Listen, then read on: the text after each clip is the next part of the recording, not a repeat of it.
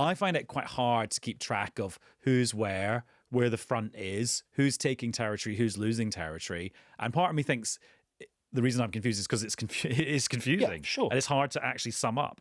Yeah, I mean, how would you sum up where we've got to? You're right. You look at the map. If you're casually looking at the war, and fair enough, whenever I come back to the UK and the taxi driver asks, "Oh, so what's going on in Ukraine?" You think, of course. How long's the journey? Yeah, exactly. Yeah, exactly. I wonder why it drops me off early, but that's the point. It's very hard to follow. You look at the map. Russia, broadly speaking, has occupied a fifth of Ukraine, but Ukraine is still a massive country.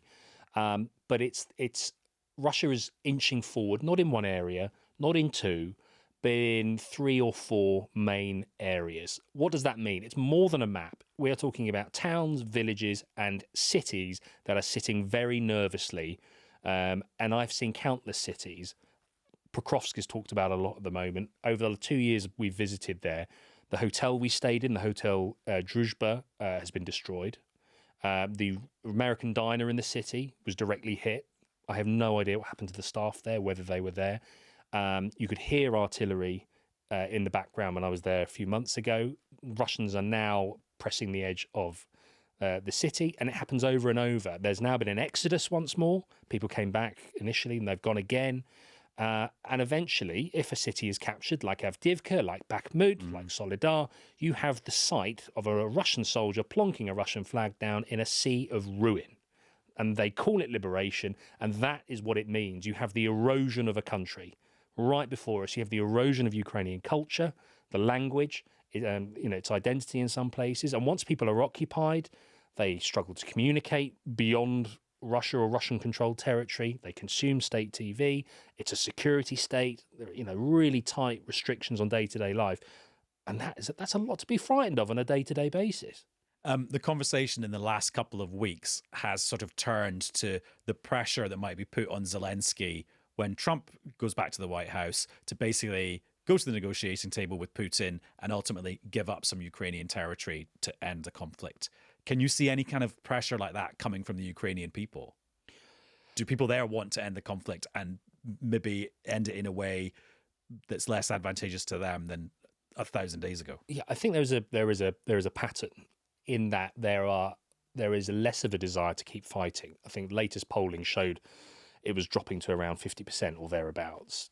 I think we've come across a minority of voices, certainly those who live close to the front lines, who just have seen enough death and destruction. They've had enough, and they see a Donald Trump presidency as perhaps a way of having an out, no matter what. We're not going to get it back, is the feeling. Why? Let's just have a reprieve of some sort. There are others. There's a woman we spoke to recently, Olga, in Kherson, and Kherson is shelled every day. It was occupied. It was liberated again. It's uninhabitable, in my view. It's incredibly dangerous, and yet people there tell you this is still better than being occupied. The idea of living alongside Russian occupiers is a non-starter, because throughout the 11 years of Russian aggression, whenever there's been a peace treaty, Russia just goes back on it. And fighting breaks out again. And Vladimir Putin, he still wants the whole of Ukraine. So there are domestic pressures. President Zelensky is less popular than he was. There are men frightened of being mobilized with a controversial law. The people who volunteered did so long ago. It is not just about the geopolitics here. The rug could well be pulled domestically. Yesterday, Steve Rosenberg was chatting to us from Moscow, and he was talking about the economic impact on people's daily lives. So just that inflation is through the roof. So when you go to buy groceries, the effect of the Ukraine war is that groceries are very expensive, irrespective of whether people have lost relatives at the front in huge numbers. What's an example from daily life in Ukraine that kind of just brings home what's happening there? For me, it's strange. You get moved at different moments when you're near the front line or near, in an eastern town. You're kind of prepared for what you see, and you see people that they wear a stress on their face. If you see a soldier who's been fighting, they have this darkness across their eyes. I've never seen it before. And you sort of wonder what they've seen and experienced, and you wonder if they're ever going to have they'll have that for the rest of their lives. Life. Yeah. Potentially. But then in other cities, you look around and you think, well, there are more women here. There are more older people and kids, no men, very few you can see.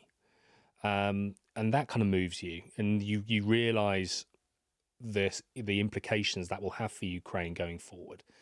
You sit in a hospital, in a rehab centre, and you watch a man come in with a missing limb or serious burns every minute. There's just a supply line of soldiers coming in, and you wonder what their future looks like. And we went to a flat the other day, a high-rise flat that was hit by a Russian drone. These drones come in their dozens every night. You go to bed, the sirens go off at 11 p.m, and I confess I sometimes lie there and think, I just can't move. I just need to sleep. That's what Ukrainians across the country live with. And then we went to a flat that was hit. It was completely hollowed out by the impact, 45 kilos of explosives on the end of a warhead. And a 14-year-old girl who was chilling in her bed, who'd come home early, was killed straight away. And she burned in that bed. And her parents gave me a tour of the flat, and they showed me the living room. They were sat watching the TV, which had melted from the fire. And that just completely blindsided me because it connects it. You kind of have, we talk about the politics, don't we? We talk about the F-16 fighter jets, we talk about maps, but this is happening all the time at any point in the country. And I know you've sat on this sofa earlier on this week with Victoria and Vitaly to do an episode of Ukraine Cast to mark 1,000 days. I just wonder, is there something from 1,000 days ago that's just worth remembering when we think about what's happening now? Because I can remember 1,000 days ago getting the phone call in my old job at 4 o'clock in the morning, get to Downing Street, the war has started, Russia's invaded. It was a massive thunderstorm. So actually the weather was very similar to how it's been today. And at that point, there was a giant column of armoured vehicles heading towards Kyiv.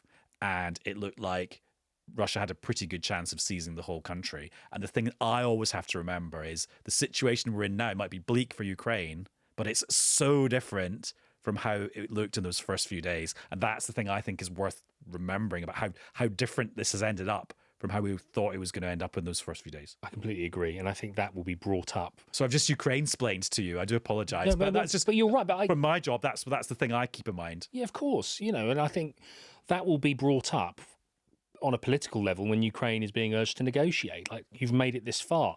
I completely agree. There was a US general who said, if Russia does it, if they launch this full-scale invasion, Kyiv will fall in 72 hours. And we as a team were calculating what that would mean for us. Can we still get out? Should we get out? If we stay, can we still report? What will the Russian soldiers do with us? We were surrounded by Ukrainians looking on their phones, seeing their parents' house on fire in countless places. It was a fear like I've never seen, and streets emptied. There were queues at ATMs. Cars were just left on the streets. I remember at the station in Kyiv, there were cars just piled up at the sides of the road where people had just gone, grabbed a bag, one-way ticket. They were heading west. But it's 72 hours. That was how long it was thought. On paper, Russia should have done it, but they acted on faulty intelligence. They thought they'd be welcomed in open arms. And of course, they were met with a Western-trained, motivated Ukrainian army who were prepared to fight back. And that will be an extraordinary chapter in history when we can take stock. The problem is we can't yet take stock. This is a story of survival. Ukraine is still standing, but there are, I think, well-grounded concerns that even if you have a deal signed with, say, Turkey as a mediator, the United Nations, whoever, there will be the understandable fear that the world will look elsewhere. Donald Trump will focus on domestic issues, and Vladimir Putin will maintain his war economy. He will mobilize more of his country, and they will have another push. And it's a very difficult existence for a country that politically wants to be aligned with the West. It wants to be in the European Union. It wants to be in the NATO alliance. Those two prospects are as distant as ever. And ultimately, Russia's probably succeeded in pulling Ukraine back in some way. The cost has been huge. But Ukraine technically is still standing as a democratic country. Well, James, thank you very much. My pleasure. Thanks for having me. Newscast from the BBC.